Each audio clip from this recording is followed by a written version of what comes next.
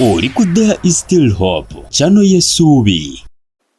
Dr. Abed Bwanika yamaze ndoza najjukira omulimu gwa mukama waffe politics n'asooka nga we yagaana n'addayo mu kkanisa era yabadde bagiyita Victory Nyindo. Yabuulidde ekigambo ekyabadde powerful. Nze nkusiba nti singa yawangula akalulu ekkanisa teyali mulabi, teyalifunye na budde bugenda n'ekyo ekigambo tetwali kiwulidde. Ninawuliriza ekigambo kya Abedi kye yabuulidde naye mu butuufu obanga oli musumba Mukama yakuyita, politics kyetaaga n'omwesonyiwa n'omulekera abalala. Njagala owulirize enjiri eno, bijje mu politics, bijje mu ndi wa Nuupu, bijje mu ndi wa NRM, owulire ekigambo kino. Amazima kiri so powerful. Okuyita mu ddungu, biki by'oyiga ng'oyise mu ddungu? Kankomewo. Lumu nga twakafumbirwa nze ne mukyala wange, nga tumaze emyaka 3 twafuna akawala ka house girl. Abantu bwe bayita neffe waka tetubayita ba house girl. Nkozesa lulimi olwotegere kyenje ngenda okwogera. Nga kenkana bwe kati ne katukolera emyaka 3. Lumu ne nkabuuza, otukoledde emyaka 3 naye gwe ogenda kumaliriza obulamu bwo ng'okola bwa house girl wokka? Ne nkabuuza akoma bukyakumeka? Yangamba kakoma mu P5. Naye wakola okuba twali twogera oluzungu nga kaluize. Ne nkabuuza tosobola kuddayo n'osoma? Kangamba nsobola. Kyala wange nagenda n'akanoonyeza ekifo ne bakawa mu P7 ne kagiyita ne kasoma senior 1, senior 2, senior 3, senior 4 ne kayita. Kasoma senior 5, senior 6 ne kayita. Ne kagenda ne kakola diploma. Ne kamala ne kafumbirwa omusajja akulira ekimu ku bitongole by'ensi yonna mu nsi 20. Mu nsi 20. Bamaze emyaka nga 10 nga babeera mu kibuga Nairobi. Emyaka nga 1.5 babajjuludde kati babeera South Africa. Gamba kulinya nti ka house girl.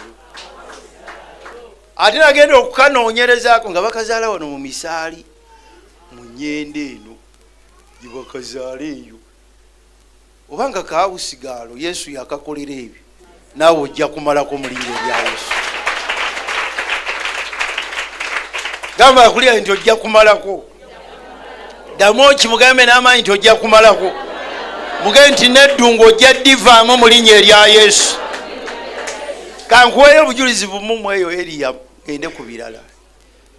2011 nali nkampeininga e Karamoja.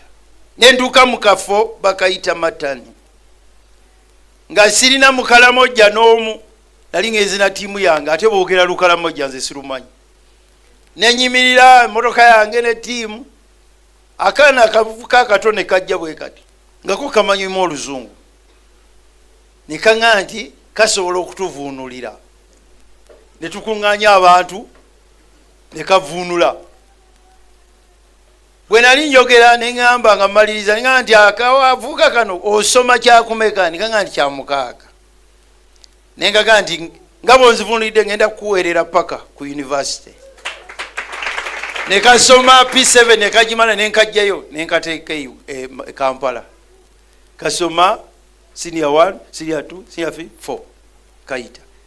5, 6 ne kayita. Kagende Makerere ne kakola Bachelor of Business Studies. Ne kayita degree yako. Ne kamala ne kangamba nzikiriza nzireyo ewaffe Karamoja, njagala kuyamba maama wange. Ne kagamba genda. Ekyo kyenjogera kirabika kya myaka nga 3-2. Ennaku ezo mu mwaka guno kakubira mukyala wange simu. Yoga nti njagala kujja Kampala, njagala kugula loole. ne kajja ne kagula loole ngambira akuliranye nti naawe omalako ne Yesu mulimu kyofaanana kati si ensonga waliwo Yesu eyawangula ali mu bulamu bwo ojja kubalako ogenda kubeera w'amaanyi. Nsobola okuwa obujulizi obutaggwayo kasita osinkana Yesu asobolera ddala okukyusa obulamu bwo. Naye ekkubo lyaffe otandika oteekwa okuyingirako mu ddungu. Bayibuli esomesa nti ayagala kutoowaza. Katonda takozesa muntu yenna ateetoowaziza. Yesu yali Katonda yennyini n'ava mu ggulu ne yeetoowaza n'afuuka omuntu n'alyoka atusasulira omuwendo. Kati teriiyo bulokole nga oggyemu ekigambo kino okwetoowaza. Ebigambo bibiri bikulu, okwetoowaza n'okugonda, obedience. Kati ebyo obiyigira nnyo mu ddungu. Obiyigira nnyo muki? Ab'okumakya mbagambye wootegeera nti oli mwetoowaze ng'omaze okufunako ku bitiibwa n'akasente, otegeera nti mbadde mwetoowaze. Naye gwe atannabifuna gira olindako. Bw'olifunayo ekimu ku ebyo abantu babifuna n'entambula n'ekyuka. N'engeri gy'abadde ayogeraga nti nga naye ekyuse naye nga mwabadde naye eggulu ng'agaziwa yenna ng'awanvuye nga takyayogerekako azimbye nga Ssekkoko omukulu lw'agambye. Kati nkusabidde mu ddungu Katonda akutoowaze. Amiina. Mu ddungu gye tuyigira okukkiriza, faith. The just shall live by faith and faith alone. Amafuta agakola eno mu bulokole bagayita kukkiriza. Ye kalensi yayo, ze sente zaayo ogula na kukkiriza. Omuntu yenna atalina kukkiriza eno mu bulokole tolina kyogenda kufuna. Jjajjaffe Ibulayimu yakkiriza nga tewali kantu konna. Mukama n'amuwa n'afuuka jjajja w'abakkiriza. Oteekwa okuyiga kye bayita okukola ki? Okiyigira mu ddungu. Okiyigira luddawa? Okukkiriza, okuyiga obulungi, oteekwa okubeera ng'osomye ekigambo kya Katonda ng'era okimanyi. Ekintu kyonna kye bayita okukkiriza nga bw'okiteeka mu Bayibuli muno tekijyamu, tekubeera kukkiriza. Kati mbawa amagezi mmwe abantu ba wano, musome Bayibuli. Musome ki? Musome ki? Nga tonnawuliriza busitole bwa TV buno bu social media. Bannayuganda baagala nnyo social media. Balaba oli akola ebintu ate ebisinga nga 7 ku 10 baba balaga baba balimba. Tebiriyo. Oli akola kisitole n'akitambuza. Waliwo we nalaba nga bankozeko sitole ti ndi mu ddwaliro nga ndi China ndyabulamu bwenti balengera Mukama sibaddamu nga bawandiika bwe basanyuka ali mu ddwaliro yatabusa omutwe. Kati nga musanyuka abaagala ebyo nga basanyuka, kati nga bikumalira ebiseera. Teweeyingiza mu ebyo, soma ki? Biri tebirina kye bikugattako, ekigambo kikugattako. Beera omumanyi waki? Wa Bayibuli. Okukkirizako okwesigamye ku kye bayita ki? Bayibuli. Wano waliwo yali asomye Bayibuli eno n'agimalako. Ndabawo omulala, ndabawo 2 3. Eno saagala kubuuzayo bano basumba bo bazisoma. Mmwe Bayibuli teruga nti abasumba bateekwa ogisoma. Oteekwa okukola ki?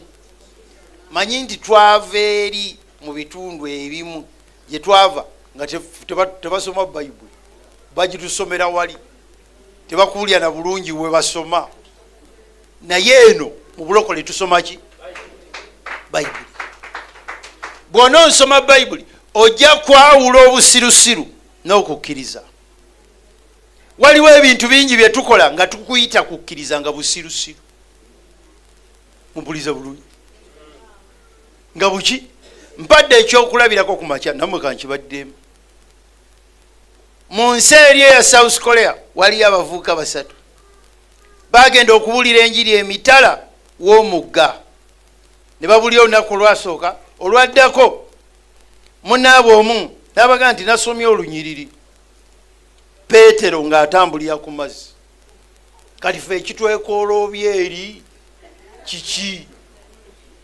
Yesu obanga yatambuza Peetero ku mugga ffe lwaki tetutambula ne bakkiriziganya ne beekwata 3 ne bayingira amazzi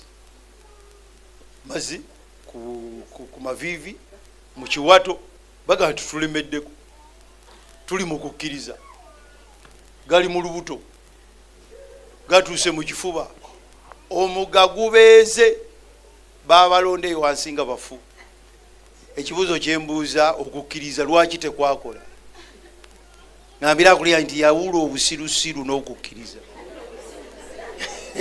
waliwo ebintu bingi abalokole bye balinda Katonda tagenda bikola mubiyita kukkiriza busiru enjawulo wakati w'abavubuka bano ne Peetero mugimanyi Peetero yagamba mukama wange obanga yeggwe mpita Bayibuli egaa nti n'amuddamu n'amugamba nti jangu ekyo ekigambo jangu mwe muli amaanyi agatambuza Peetero ku mazzi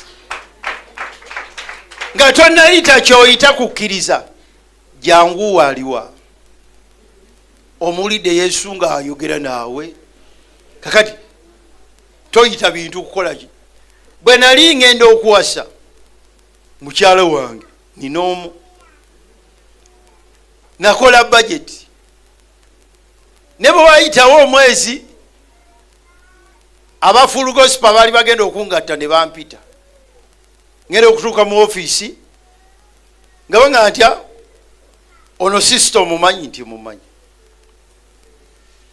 watuleetedde wano system mulala gwogenda okuwasa ate ono naye wuunazze ne bajeti zazirina ng'alina bajeti kuliko Abed Bwanika agenda kuwasa May nze wange gwegenda okuwasa nga bamuyita Gladys ensirika bwendi ne bandeetera bajeti sister yajja ku kyaki yaffe twalinganga tusaba naye nansaba bajeti zange nti agenda kunoonyeza ku kasente bwe yagenda ne bajeti ewali erinnya lya Gladys n'ateekawo May erirye ngambira akulya nti obusirusiru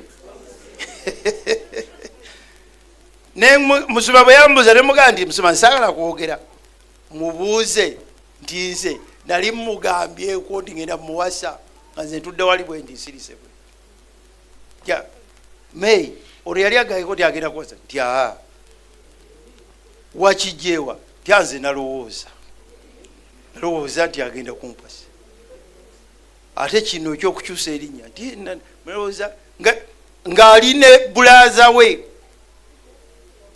gwe yali andeetedde abeere mukoddomi wange soogeranga naye ekigambo wadde neeki va neokwogera situnulanga nayo kubanga osobola okutunula omuntu naga nti yantunulirako awo ne nange agize bwati bwe bamubuuza nnyo naga nti mbadde mu kukkiriza ngambira kulya nti obwo busirusiru era nkusabira obusirusiru bukubeere wala mu linnya erya Yesu nsabye gwe obeere mu bakkiriza so si mu basirusiru bw'ona osoma bayibuli ojja kufuna okukkiriza amiina twayawuka omuwala oyo simanyi gyali ofukazi kati ate okuba mukazi mukulu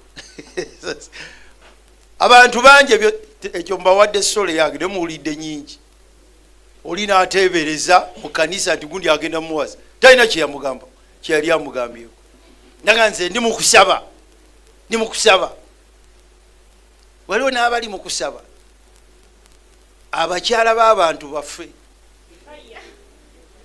ye bamuwase temubawulyangako ngaali mukusaba agenze nze mukama yandaga oyo ye mwami wange ekyo kyewalaba teyali mukama.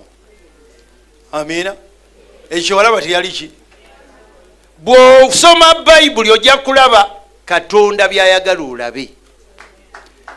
Mu ddungu ekirala ky'ogenda okuyigirayo kwe kulwana entalo. Katonda eno gy'agamba gy'atutwala mu nsi ensuubize tugenda kutwalayo nga tulwana, kubanga buli Katonda kye yakusuubiza waliwo akituddemu, waliwo akoze. Oteekwa okuyiga bwe balwana ki entalo. Ffe tetulwana na mubiri na musaayi, naye emyoyo. Kakati oteekwa okuyiga nti bw'ojja Masaka Katonda n'avuga nti nkuwadde Masaka, akuwadde lutalo. Amiina. Era ngenda mbaluyanga mwogera Masaka waffe wange bamukuwa. Bakuwa Masaka bakuwadde lutalo lunene. Kati mu ddungu eno gy'oyigira okulwana ki ntalo. Kubanga eri gye tulaga gye ngenda obasomera nnyinga lumu bbiri mu ddakiika bwabwe obunaasembayo. Okubitwala oteekwa kubanga omanyi okulwana. Ebitala tosobola kumanya kulwana nga tomanyi bitala biri mu Bayibuli. Omusajja ayogera mu Bayibuli muno naga nti gulawo amaterekero g'ebyokulwanyisa bye. Ogawulira amaterekero ga Katonda. Open your arsenals. Ekitegeeza oteekwa kubanga omanye ebitala. Ate bw'omanya ebitala omanya nawo kikozeseza kino kikola wano kino kikola wali. Kakati ebyo nobisanga mu Bayibuli muno. Tuli ffenna mu ddungu mwoyigira n'okuwuliriza eddoboozi lya Katonda n'olyawula mu maloboozi amalala gonna. Kubanga ekiseera ky'eddungu kikuwa ekiseera ekyokusaba. Bw'otasaba nnyo n'oyiga okusaba mu kiseera eky'eddungu olisaba ddi? Mu kiseera ky'eddungu mwoyigira okunoonya Katonda. Mwosiibira mbuliza akuliranye nti wakoma ddi. Ddamu okimubuuze. Omuntu tabeerewo lwa mmere yokka. Oteekwa okuyiga okusaba n'okola ki n'okusiiba. Okusiiba kukusembeza mu kubeerawo kwa Mukama. Buli bw'osemberera Katonda waliwo ebimerenguka ne bikutuka ku bulamu. Buli bw'osemberera Katonda otandika okumufaanana. Okiwulira ekyo? Otandika omufaanana. Kakati okusiiba kuno kutusembeza kumpi neki ne Mukama. Siiba ennaku 3, siiba 21, siiba 3, siiba 4. Baba bakugambye siiba nezisinga. Kubanga abamu wagenda okulokoka ebibyo okutuka byanjawulo n'ebyange. Simanyi bw'omumpulidde. Kakati waliwo ebintu ebikutuka mu nnaku 3. Waliwo ebitasobola kukutuka mu 3. Bakuwongawonga bagira erinnya lina lya jjajja wa jjajjaawo. Ekyo nga kya mitendera mingi. Okigoba mu nnaku 3.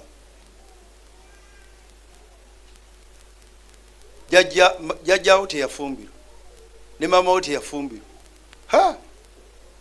Ekyo si kya nnaku 3. ekyo weetaagaana simanyi ompuliriza. Kakati bano ab'essatu baba bafuluma nga gwe weeyongerayo kubanga ekyo kyokolaki okimanyi. Bw'ogenda mu ddwaliro tebabawa ddoozi y'emu, owa TB bamuwa eddagala n'amirira emyezi, gwewa omusujja nga oli mu kibuga okola mirimu ki. Kakati togaa nti ate kakati nze waki tebampadde eriwanvuko. Ekikyo si kya myezi. Kati ne mu kunoonya Mukama muno okusinzira ky'omunoonyeza n'ennaku zo, abamu gy'ovudde mu famire z'ovuddemu gw'osoosa okulokoka gwe ewammwe gwe wekka teriyo mulala. Kakati gwe nsiibawo yanjawulo nnyo n'eyaffe. Bw'onooteeka nti osiiba n'abalala, waliwo ono gw'oyogera naye jjajjaawe yali musumba, taata we yali musumba, kati ate naye mulokole. Emabega we ebintu baabitereeza dda, gwe ate gw'ogenda okutereeza ebyewa. Tolaba enjawulo?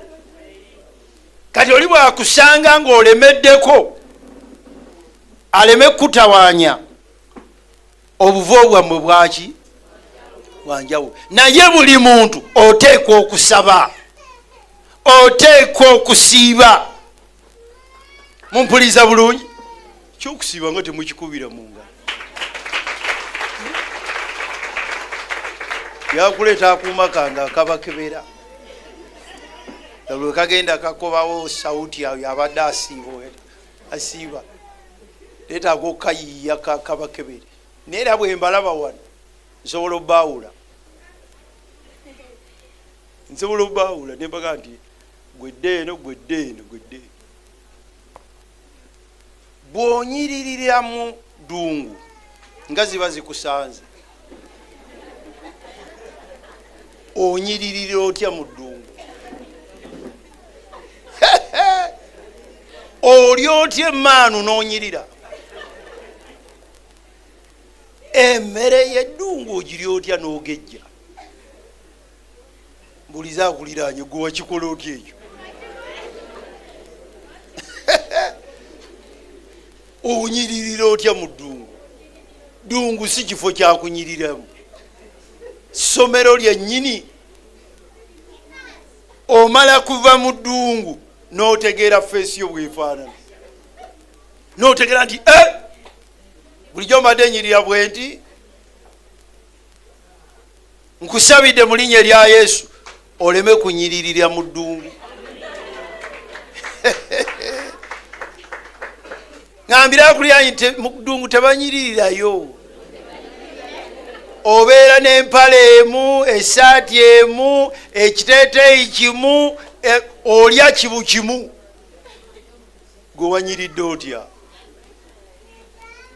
Oba tonnayingira nkusabire oyingire. Amiina. Njagala kuvaayo mu ddungu. Nabagambye mbawakagudde bakuba kantwalidde obudde. Ebirala mujja biwulira mu katambi kali. Bw'ova mu ddungu, gaa kulya nti bw'ova mu ddungu. Abalokole basinga okwagala. Baagala kuyingira nsi nsuubizi. Naye kambasomere ekyawandiikibwa, ebiwandiikibwa bibiri. Njogere bitontolo byenjogere byanja byogere kawungeezi. Mukomawo saawa ziba 12 kitundu. Mukomawo. Omusomi wange oli. Tusomere mu Yoswa essuula 14 kutandika olunyiriri lwa 6. Ekitabo kya Yoswa essuula ya 14 okutandika n'olunyiriri lwa 6. Abaana ba Yuda ne balyoka bajja eri Yoswa mu Girugaali, ne Kalebu omwana wa Yefune Omukenizi n'amugamba nti, omanyi ekigambo Mukama kye yagamba Musa kunze ne kugwe ku Kesuboniya. Muddungu, mumpulirize bulungi, ng'oli mu ddungu Katonda ajja kwogera. Teweerabiranga Katonda byayogedde ng'oli mu ddungu. Nkiddemu okiwulire? Ng'oli mu lugendo olw'omu ddungu Katonda ajja kwogera. Ajja kutumira bannabbi, ajja kulaga ebirooto, ojja kulaba okwolesebwa, ajja kwogerera mu Bayibuli muno. Ojja kulabamu olunyiriri nga toyagala mulala alusome ng'olulya lulwo. Ngera Musumba bwaga nti tusome mu Yoswa noga Musumba singa waayitawo nga toyagala amuwe nakubikkulirwa kwa Katonda kwe yakuwa kuba lulwo. Omwaka gwange ogwasooka mulokole nasoma Bayibuli eno nengimalako. Naye ennyiriri ezimu Katonda ze yali ayagala okumpa zaabeerangako obumunyenye nga n'enkera bwe mbikulawo bubeerawo. We natandika okwawulira nti olwo lwange nga zisangako obumunyenye bwa papo nentegera nti luno si lwabalala. Mu ddungu Katonda ayogera, ate ayogera ebigambo binene. Akulengeza enkomerero gy'akutegekedde, akulengeza mu maaso, akulengeza omubisi gw'enjoki n'amata, akulengeza byakutegekedde, obuweereza obunene.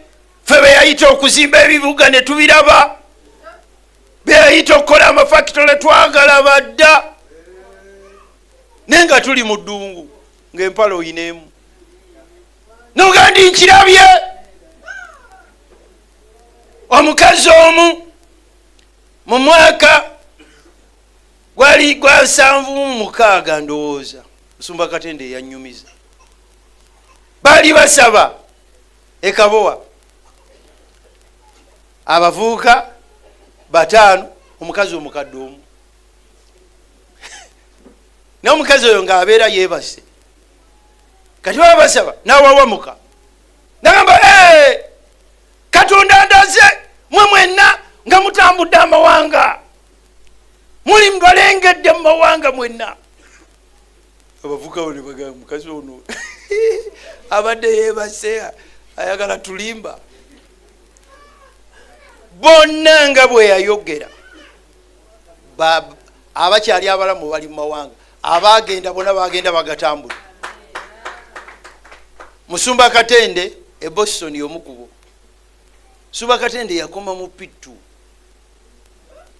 Ekkanisa gyazimbye Boston ya $1 million 6.5 ziteeke mu za Uganda. Yayogerera mu mukazi oli nga bali mu ddungu, ng'ava e Buddo n'atambuza ebigere paka Kabowa. Owookubiri omugenzi Kaweesa, njogera ne Musumba kati ye abamanyi amanyaga.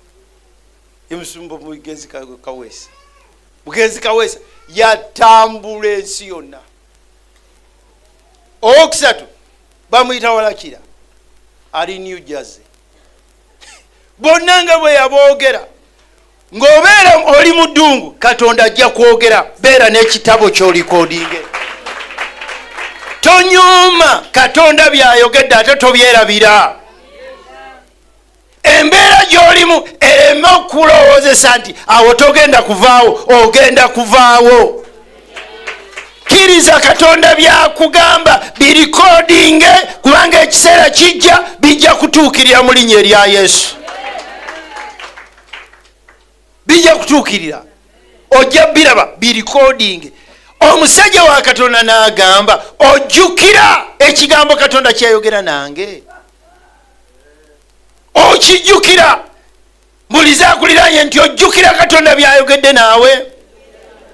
Ojjukira ebirooto byakulaze, ojjukira obunnabbi obwakuweebwako, ojjukira. Baseba ne banyawo Katonda ayogera mu birooto n'akulagira ddala. bw'ozuukuka ekitabo kyo kibeerenga awo kumpi, kibeere kumpi owandiike, kubanga byo Katonda byakulaze ateekateeka okubituukiriza. Katonda tayagala tufiire mu ddungu, tayagala tukome mu ddungu. Eddungu ssomero, ngambira akulira nti eddungu ssomero. Oteekwa okuguladiweetinga, oteekwa okutikkirwa oyingire obulamu obulungi Katonda bwe yatutegekera. Nangirira amatikkiro ago mu linnya erya Yesu. Gamba nti amiina. Siryerabira olunaku lwe natwala taata wange ne maama wange tebalina madiguli, ne mbatwala ku kasozi Makerere.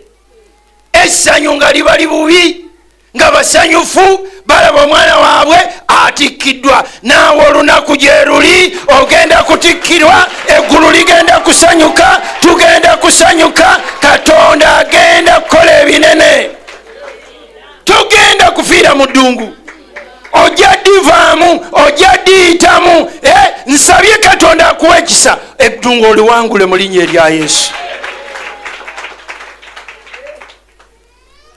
Bayibuli ensomesa mu Yoswa essula 5 egamba nti olunaku olwo lwe baatandika okulya ku bibala eby'ensi ensuubize mbwe emmaanu n'ekoma. Waliyo olunaku ng'emmaanu ejja kukoma. Gye luli ekoma ddi? Ng'omusaala gwe gutandise. Ababadde bakuweereza obuntu nabogera okulaba nga tebakyalabika, otegera nti kati wa graduates wayingidde. Gye luli olwo suba siryerabira nga twakamala emyaka 2 ne mukyala wange tulina omwana waffe asooka.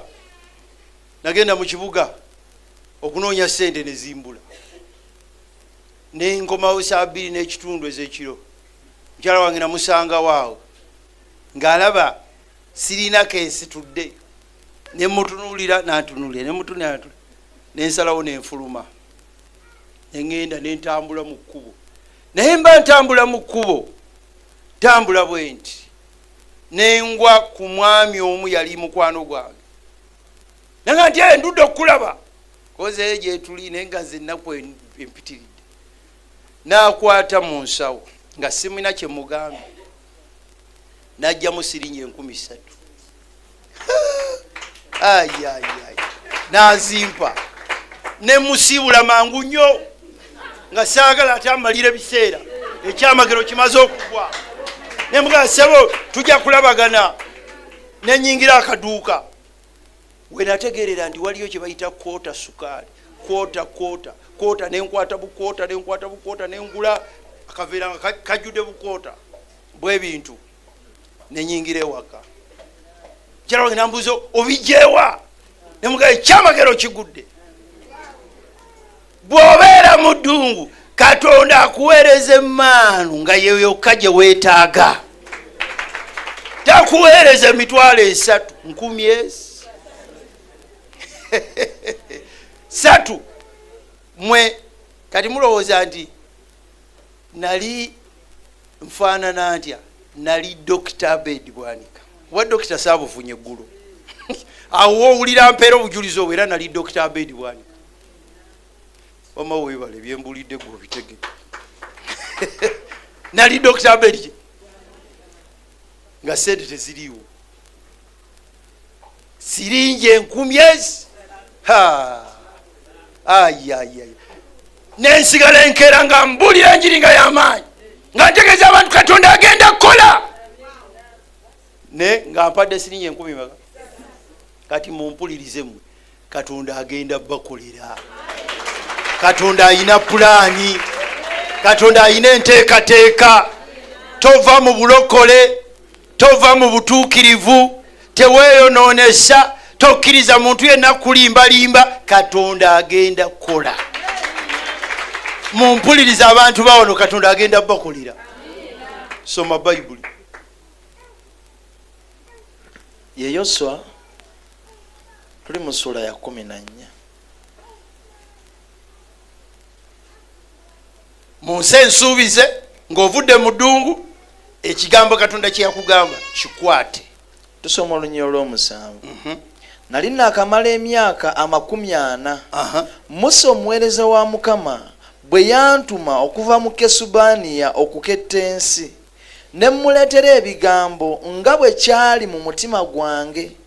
Naye baganda bange abalinnya nange ne basaanuusa emitima gy'abantu. Naye nze nagoberera ddala Mukama Katonda wange. Okawulira akantu ako, togendera ku bigambo by'abantu, weesibe ku kigambo kya Katonda. Goberera ekigambo kyani? Ebigambo bingi mu nsi muno, bingi, abamu beefula ba expert ne be batamanyi, naye ekigambo kya Katonda, ekigambo kya Katonda tekirigwa ku ttaka. Kigoberere, goberera amakubo ga Mukama galemereko, Katonda ajja kusasula. Waliwo awo kenjagala osome, genda mu maaso. Naye baganda bange abalinnya nange ne basaanuusa emitima gy'abantu. Naye nze nagoberera ddala Mukama Katonda wange. Musa n'alayira ku lunaku luli ng'ayogera nti, mazima ensi gy'olinnyeemu ekigere kyo eriba busika eri ggwe n'eri abaana bo emirembe gyonna. Mukawuliraako, Katonda byagenda okukola mu bulamu bwo si bibyo wekka, n'abaana bo. Mukategedde, mumanyi kati ffe lwaki tubonaabona? Abaatusooka olw'okuba tebaali tebamanyi Katonda ono gwe tumanyi, tebakola misingi. Kati gwe oli mu kukolera misingi baana bo. Abaana bo, abazzukulu bo tebalibonaabona. Bayibuli esomesa mu Zabbuli 10:12 nti olw'okuba gontidde abaana bo balibeera ku ntikko mu mulembe gwabwe. Oluwulire olunyiriri olwo, olw'okuba gootidde Katonda abaana bo balibeera ku ntikko mu mulembe gwabwe. Tebalibeera baavu, lwongerako, tebalibeera baavu. Lwaki? Kubanga gootidde Katonda. Katonda byagenda okukola mu bulamu bwaffe, byaffe n'abaana baffe. Okubonaabona mu famire yewammwe kukomye naawe. Ate okuloosinga abaana bo bye wayitamu tebali biyitamu. Okusoomooza kwabwe kulibeera kulala. Balisanga amataka wagagula, balisanga amayumba wabagazimbira, nga tubano tebaga nti amiina bonna. Balisanga ebizibu wabijjawo dda. Amiina. Balyeroboza bo ne bafuna omusingi oguweereza Mukama. Amiina. Soma sura ya 7 tuli ku lunyiriri lwa 10 olw'omwenda lwadde luggwayo ng'agamba nti, kubanga ogoberedde ddala Mukama Katonda wange, ne kaakano laba Mukama mpangaazizza nga bwe yayogera emyaka gino 45. Kati wulira, sooka okomyawo. Togeza ne weenafuya. Omusajja ono agamba Katonda we yamuweera ekigambo yalina emyaka 4. Kati Katonda agenda kituukiriza ng'alina 85. Bino bye mwogera, Katonda aluddewo okukola. Yaŋŋamba emyaka 10 egiyise. 10? Nali nsaba mu kusaba n'okusiiba mwaka 1996 ennaku z'omwezi 29 Januari, n'endaba okwolesebwa kwa Uganda we yali ne gyeraga. Wayise emyaka nga2 Mukama we yaŋŋamba nti kyewalaba eri eno ye sizoni yakyo. gwe Katonda yayogera naawe emyaka 5 giyise otandise okuteeka mu birowoozo bye mutagenda kukola. Ono yalindirira Katonda emyaka 4 Nuwa Katonda yayogera naye kyayogera naye nekijja oluvannyuma lw'emyaka ebyo. Muddeyo musome Bayibuli ebyo kati mwamusoma. And he told him to build the ark. Bw'ogiraba the next day ng'azimba ark, olaba flood next day, genda osome Bayibuli. Yakkiriza Katonda emyaka ebyo bitan 500 nazo kuzaamu amaanyi. Katonda takewerewa. Tova mu kukkiriza kwo, togwamu maanyi, teweenafuya, togandize bivuddeko. Najja abantu bakwano bange bajja okundaba bava Cameroon ne babuulira waffe mu kyaki, nenzija nabo wano eka. Tuba tuli ewaka mu compound nempulira Mukama nganga nti bagambe abo tebava wano mu Uganda nga tebalina mwana, nga bamaze emyaka 12 tebalina baana. Ne mbagamba mmwe, bagambye mbagambe temuve Uganda nga temulina mwana. Hey. Kankulage ekifaananyi kyabwe. Manye enjiri enyuma nnyo nga byoyogera bitegeerekeka.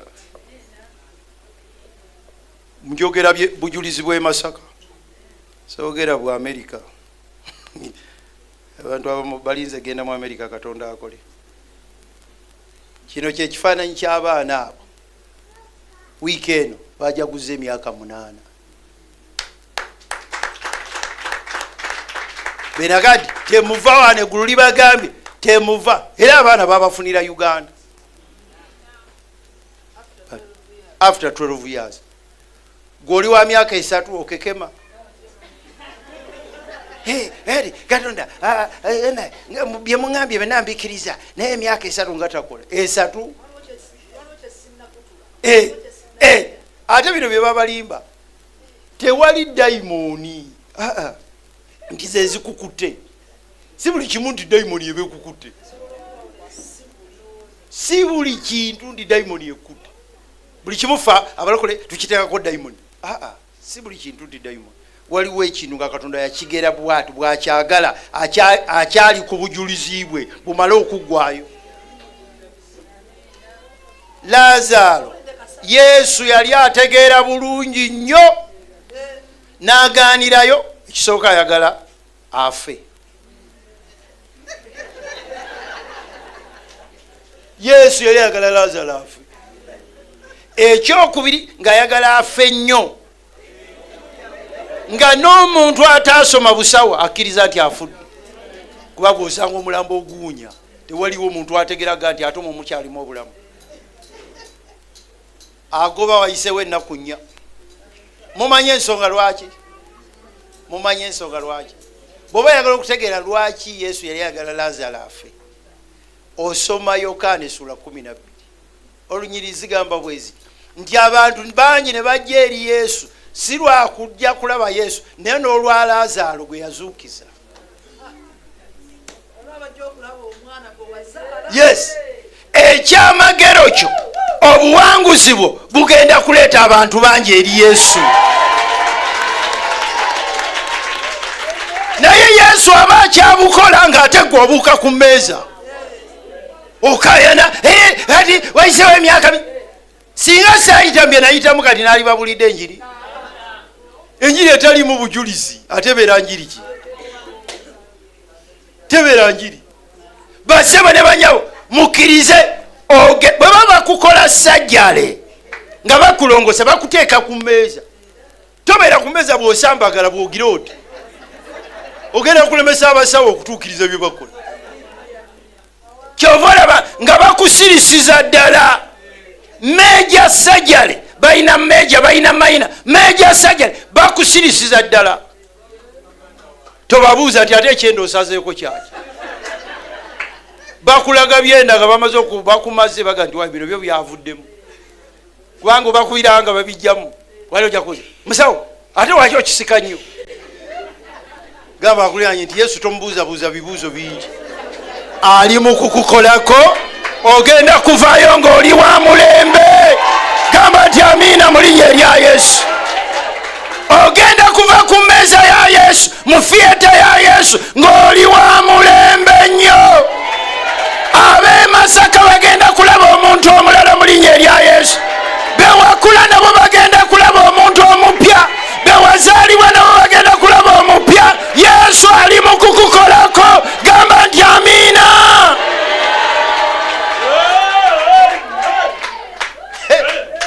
Lumu najja mu kibuga kino nengenda ne mukwano gwange wa kibuga kino nengenda naye wali eka. Kati bwe nemulekaawo nengenda mu nnimiro. Kati waliwo muliraano wange omu najja namubuuza nti Bwanika omumanyi? Kuno nti mumanyi namulabira mu kibuga eyo. Namugamba nze nasoma naye twatulanga ku desiki yemu naye Bwanika oyo omulaba yatutolokako. Tebawulidde. Ogenda kutoloka mu linnya erya Yesu. Ngambye ogenda kutoloka. Ebyekyalo kyewamwe, ebyekika kyewamwe, ebyekitundu kyewamwe, ogenda kutoloka. Yesu agenda kutolosa. Bagenda kulaba ng'oli mupya, ng'oli wanjawulo. Gamba nti amiina.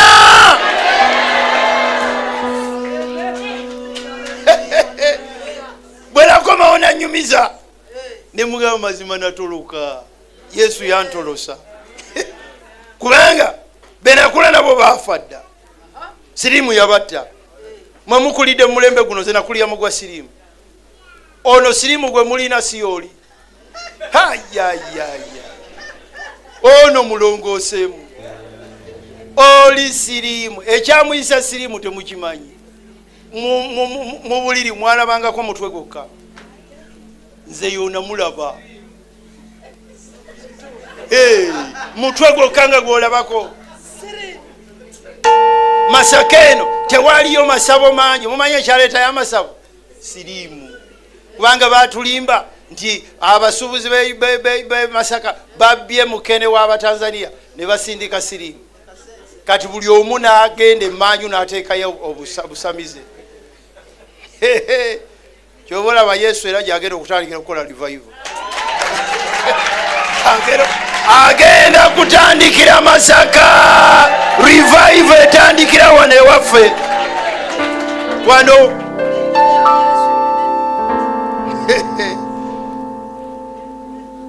Somayo lunyiriri nga lumu. Ngenda kumaliriza. Byana byogeredde. Tuli mu Yoswa essula ya 14.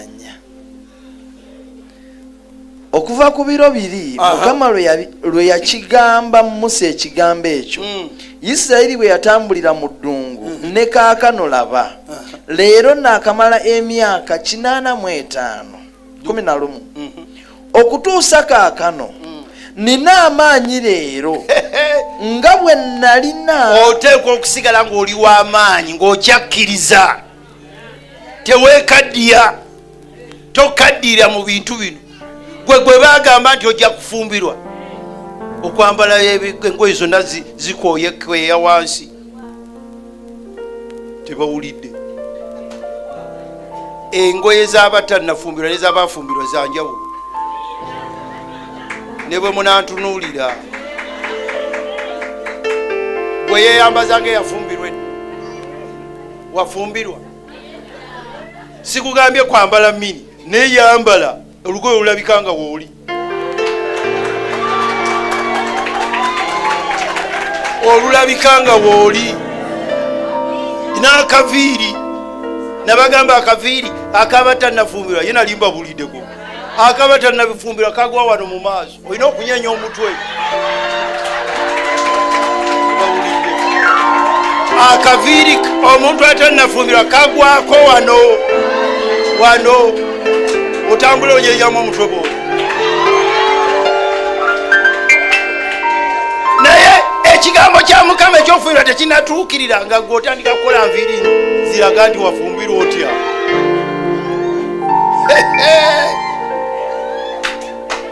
Abaafumbirwa edda abaabivaako okugulu kutambula ku ddeeno nene atannafumbirwa ekyo nakyo bakikuyigirize.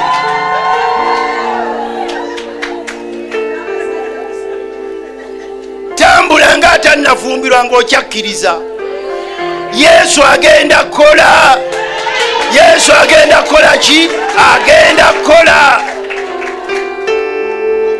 Ebyo beera mu kiseera mu maaso g'omusumba nga tukusabidde nnyo naawe kkiriza. Atannawasa nze ŋŋenda mu saluuni buli wiiki. Gwe enviiri n'omala omwezi nga tozisaze. Oli awo muvubuka balina enviiri zaabwe zino empya sayo nazo zitereeze. Weekube kalifuuwa. Kalifuuwa omumanyi? Lumu nali ne bakwano bange edda oba twali mu pulayimu oba twali muki, yali Christmas, twali tugenda kujjaawo mu Liberation Square kyekizimbe awo nga kukyakala we kubeera. Kakati ffe ne mukwano gwange tetulina ssente za perfume naye ewaabwe nga bayina insecticide.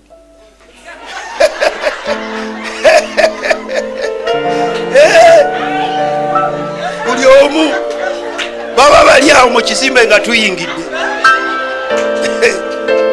Ngambira akuliranye nti kolawaako enjawulo oba insecticide oba kiki naye ng'okozewaako enjawulo. Mukwano gwange bamuyita Manuel yabaddewo awo mu kuziika oyo gwadde owulyanjogera nti Manuel wano twekuba insecticide etugamba tuteekwa okubeerako akenjawulo ke tukoze. Oli muvubuka agenda okuwasa tosenyama nnyo. Ogenda kuwasaani nayo dayimoni tugigobe. Gula kuloza kumanya biki Colgate senyama nnyo. Beera smart. Oyagala muwala ali smart ate gwe toli ono omujjawa sikomewo mu byokufumba wano balaba muli awo. Somayo olunyiri lumu male lumu endala njazogereka wongezi mwezi lyomu. Agambye nti ng'amaanyi gange bwe gali mu biro biri gakyali amaanyi gange bwe gali kaakano bwe gatyo okulwana n'okufuluma amaanyi n'okuyingira gabeere mu byonna mu mubiri ne mu mwoyo. Toga nti luli nasiibanga ebisiibo nakwana kati sikyasiba otya. Pastor Serwadda akyasiiba. Mumanyi emyaka gyayina. Apostle Alex yalokoka 73 71 akyasiiba. Ngambye mwaka ki mwali luddawo mu 71 eyalokoka mu 71 akyasiiba. Pastor Serwadda yalokoka mu 75 akyasiiba. Gwe ng'ogambuuza ate tusiibye nnyo musiibye nnyo mutya byoyagala wabifunye byaweddeyo. Siiba sigala ng'oli w'amaanyi mu nsi y'omwoyo. Sigala ng'okyajja mu kkanisa. Sigala ng'okyasaba. Sigala ng'okyakkiriza. Katonda ajja kukola. Katonda waffe mwesigwa. Ayogera ekigambo kira kigwe. Waliyo kijja lusobe ku kamali. Soma. Kale kaakano mpa olusozi luno. Mpa olusozi. Mukama lwe yayogerako ku lunaku luli.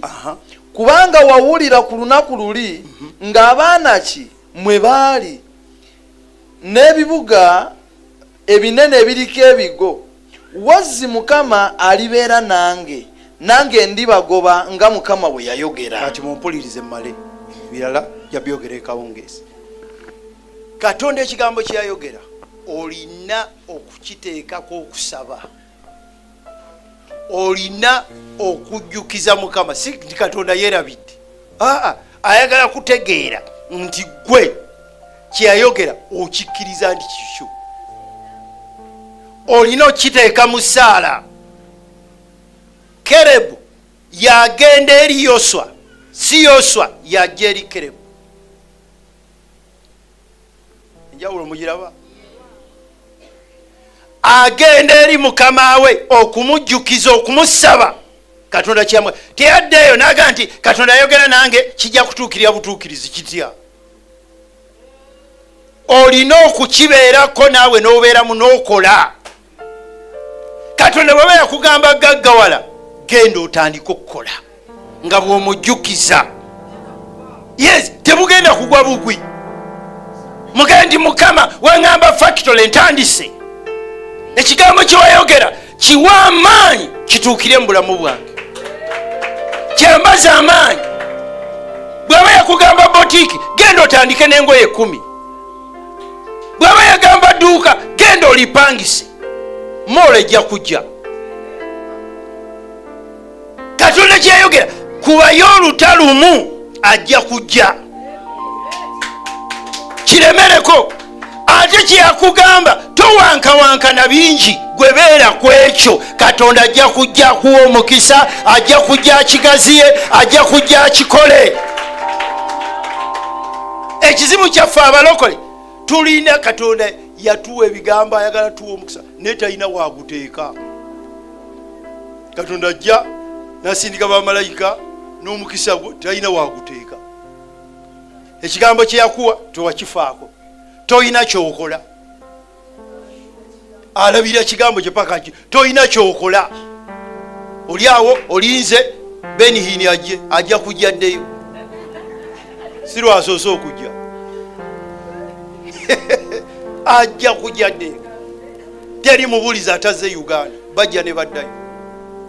1994 Tunde Bakale yajja wano n'ayogera, yayogera ekigambo kimu n'entya nga nze sirina na mmere gye ndya. Naga nti bwe nadde nva Nigeria ku kisaawe nalabye ennyonyi nga kuwandikiddwako ekigambo Holy Spirit at work. Eyo nnyonyi ya Tunde Bakale ne nga tufudde, nze nga n'ekyeggulu tekiri yeeka. Ono ayogera nnyonyi, nali sigiwulirangako, nga siwuliranga omusumba ayina ennyonyi ayogera nnyonyi. Nenkeera ennaku zonna nga nkeera saa 8 ogw'ekiro ogenda mu conference nga noonya, njagala kutegeera yatuuka atya ku nnyonyi eyo, njagala kutegeera bwe yayitawa, nze lwaki n'emmere sigirina. Nene gyategeera nti anali mu ddungu era lyali lyakuggwako. Bassebo ne bannyabo, teweerabira Katonda kyayogedde, ate kozesa kyayogedde otandikeko. Mumpuliza bulungi? Tandika ki? Tandika n'akatono netandikako. Buli muntu ali wano ne bw'oba oli mukozi wa gavumenti, funayo ka bizinesi. Gwe ndijja okwogera nammwe mu by'essente, teriiyo okujjako ng'ogenda kusamba kapiira, ng'ogenda mu Man U, Arsenal, PSG, Real Madrid, endala bazira Liverpool, gye basobola kuwa sente zikugaggawaza. Bakulaba obaleetera sente meka byonna babibala. Mumulaba ezo ze baba gamba manya ze baba waliyo omuzanyiza abaleetera ebyo ebikusinzira ku advert, byonna babibala. Bw'oba toyongerako bakuwa katono. Kakati tosuubira kugaggawalira ku mulimu gwa gavumenti. Ekyo tekiriyo. Tosuubira kugaggawalira ku mulimu gwange nga nze nkukozesa. Nze nateekawo mulimu gwange nga nze nkukozesa. Nze nateekawo mulimu gwo ogaggawalira. Ani yakulimba? Nze omulimu gwange ani yakulimba? Nze omulimu gwange ndange naggwange gwagaggawaza nze, ate naawe ozze kuyingira mu kintu kyange. Naggwange gwagaggawaza nze, ate naawe ozze kuyingira mu kintu kyange. Ekyo kimanye, teriiyo mulimu ogwo gwokola gwa musaala nti bakuteekerayo okugaggawala. Kakati weeteerewo akantu akalala ku bbali akazaala ssente, Katonda akateekemu omukisa kubanga ogulina. Gamukubye engalo ntono. Mukama yeebazibwe, weebale kubanga ate obadde olaba ye bamuyita Honorable Dr. Abedi Bwanika. Ekigambo ekyo kibadde ky'amaanyi oba nga okimazeeko. Nanye abamu olwa politics wammwe oyinza okukireka naye nga tomanya Katonda ayinza okuba nga kyayitiddemu okwogera naawe. Kakati atuwadde ensonga 7 lwaki Katonda akuyisa mu ddungu. Eddungu likiikirira situations oba embeera ze tuyitamu ez'enjawulo. Abamu tubeera mu ddungu ne tucomplaininga, naye kankubuulire abantu abamu eddungu lituyambye oba likuyambye. Eddungu likushepinze, eddungu likukubyeko enfuufu nodda ku layini wali wabula. Kati mu bintu byayogedde, ekisookera ddala eddungu lituyamba okuyimusa okukkiriza kwaffe.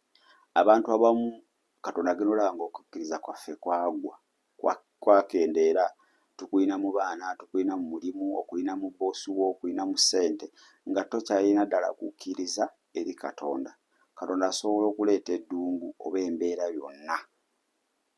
Embeera eyo neekuleetera okuba nga otunuulidde Katonda, neekuleetera okuba nga obwesigwa bwo bwonna obutunuuliza Katonda. Abaebbulaniya 11 ennyiriri olusooka, Abakolisi ekyokubiri 5:7, Romans oba Abaruumi 10:17, Matthew oba Matayo 17:2 ne Mark oba Mako 11:24. Okukkiriza kintu kikulu nnyo mu bulamu bw'omulokozi. Era abantu bangi nga we yayita mu mbeera yagenda ogivaamu ng'okukkiriza kwe kukuze. Kiba kibi nnyo n'oyita mu mbeera oba mu ddungu n'olivaamu nga tolina kyoyize. Eddungu libaawo okuyimusa kukkiriza kwaffe.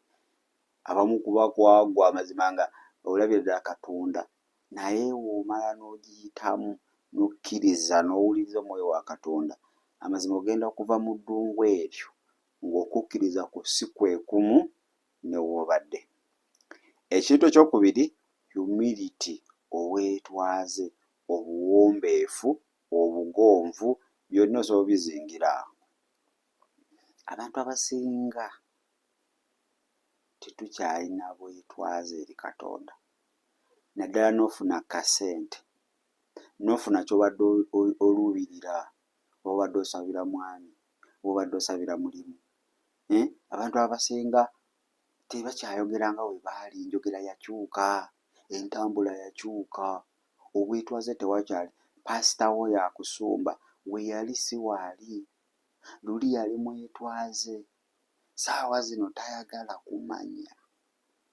Luli wali mwetwaze kubanga wali tolina, otunuulidde Katonda. Naye we wafuna, Sitaani n'akwerabiza. Otambula n'eŋŋombo nja kukuba nkusasule. People have that saying. Naye oluusi Katonda aba tayagala ozikirire, naye ng'alaba amalala gakulembedde ekigwo ogenda kugwa, asobola okuleeta eddungu mu bulamu bwo. Byonna n'abikuba ne biggwaawo, n'odda ku zero. Eyali tabuuza nga gwe teweeguya abantu ng'olina beeguya kubanga be bagenda okuwa ku kyokulya. Okitegedde? Katonda n'akukamula, Katonda n'akunyuunyunta buli kaze, ogenda okuva mu ddungu eryo addemu okuwa byonna ebyali byagenda nga you are humble, ng'omuntu akulinnyako n'ayitawo, ng'akulinnyako n'ayitawo. Naye luli wali togambwako, wali muzibu. So eddungu we lijjanga mu bulamu bwo, oluusi abamu tulowooza bali Katonda alitubonereza, naye oluusi eddungu eryo libeera training. Mukama aba atutendeka, Mukama aba atukamula, wabaawo by'aba ali kutuggyamu. So aba ali kuleetera okwetwaza obwetwaze n'ogonda oti omuntu ne waayogera omuntu ne waakukola kinga as if you don't exist but you exist in reality. Abafiripi 2:3-4, Yakobo 4:10, Peetero ekisooka 5:6, Engero 22:4 ne Matayo 23:12. Ojja zisoma ate zijja kukuyigiriza okwetwaza. Ekyokusatu, patience, obugumiikiriza.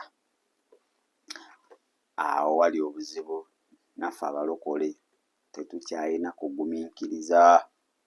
Mukama w'omusaba n'alwawo awo ng'omulumba ng'ogane Mukama lwaki oluddewo obijje mwaka gumu kati ogwogera olaba omwaka gumu nga munene tesobola gugumiikiriza.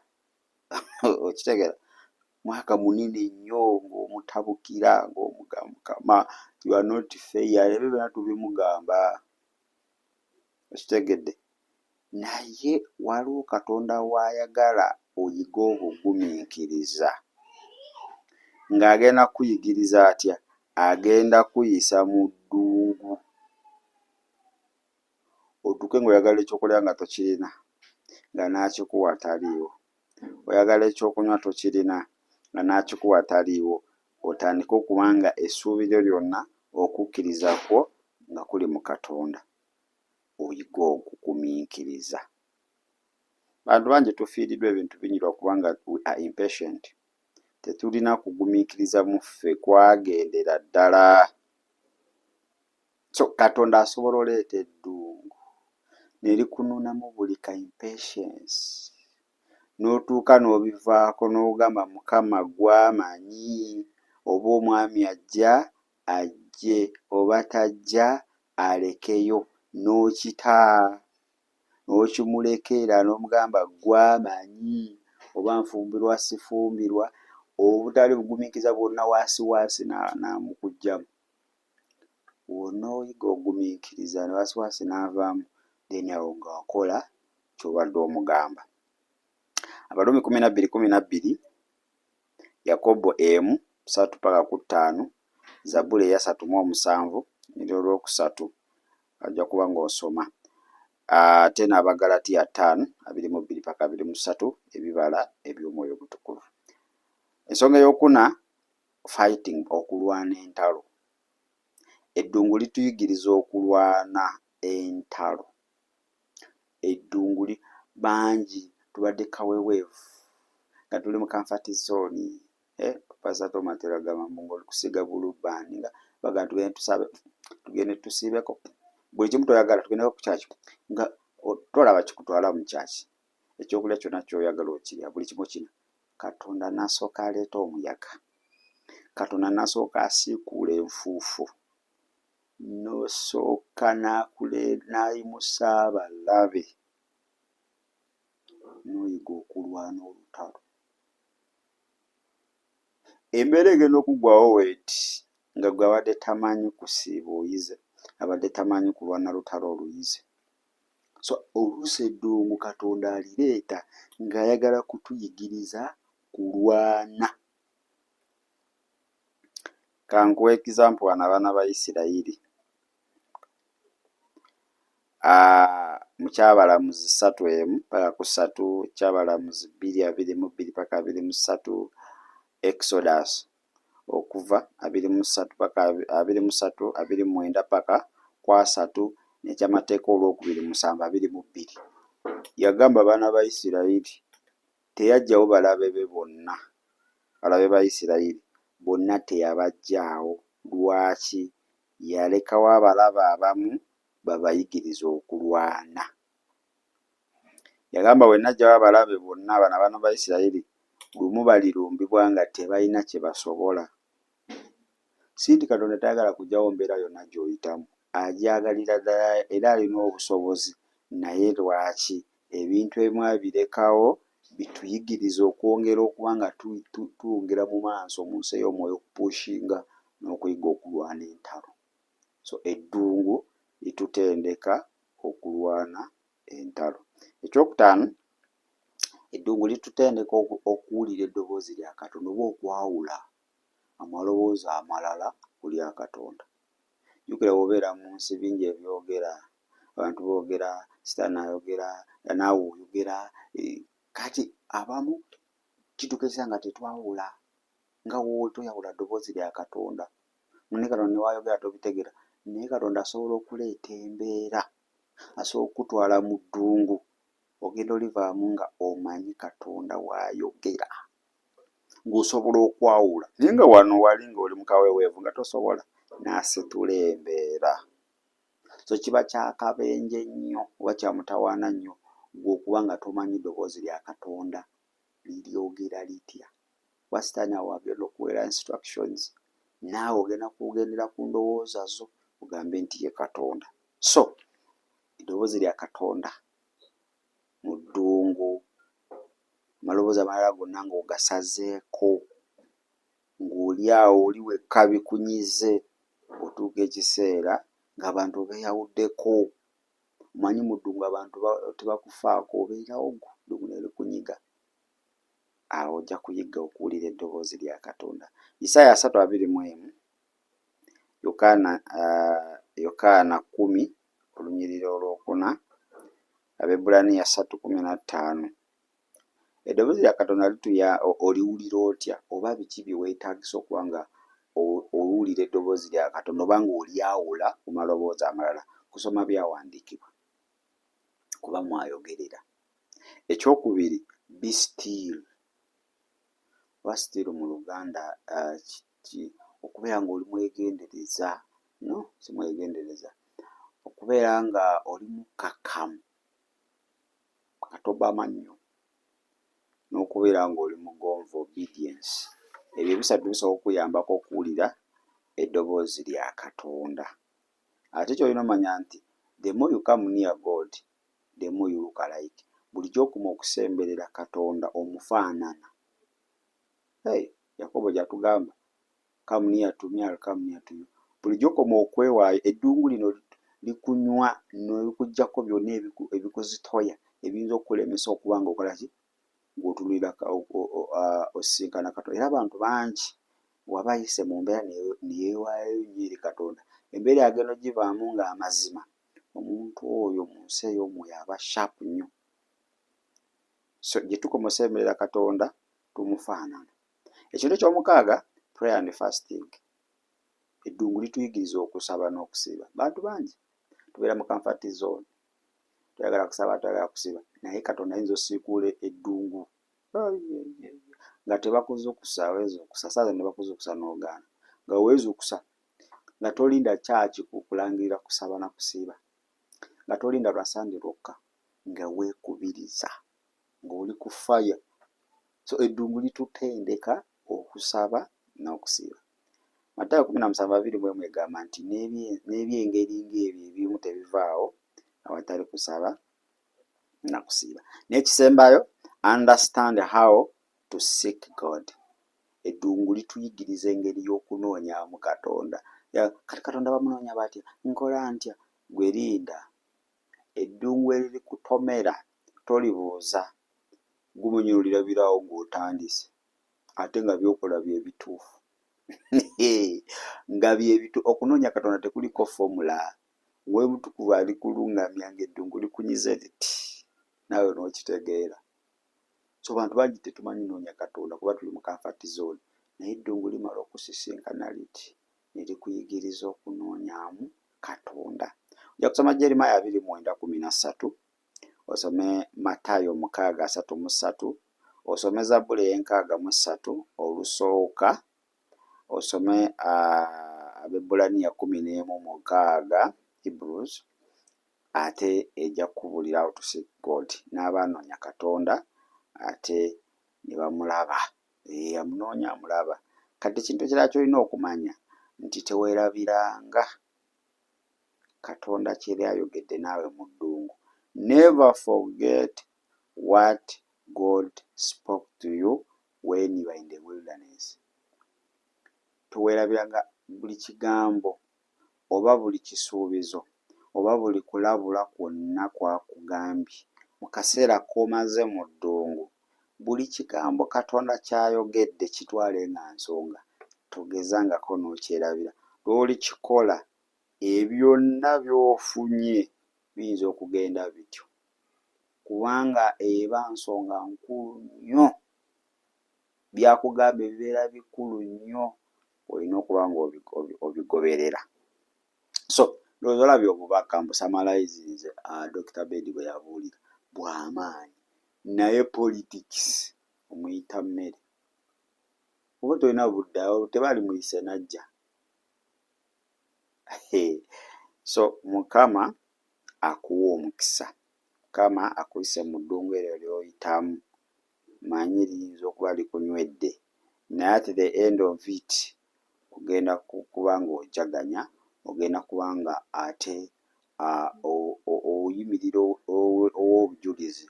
Teweevuma mbeera yinza okuba ng'eze for your own good. Waliwo embeera ezijja nga zize for our own good, nolwakuba nti tuba tetulina kubikkulirwa, ate ne tutandika okuba nga twevuma Katonda.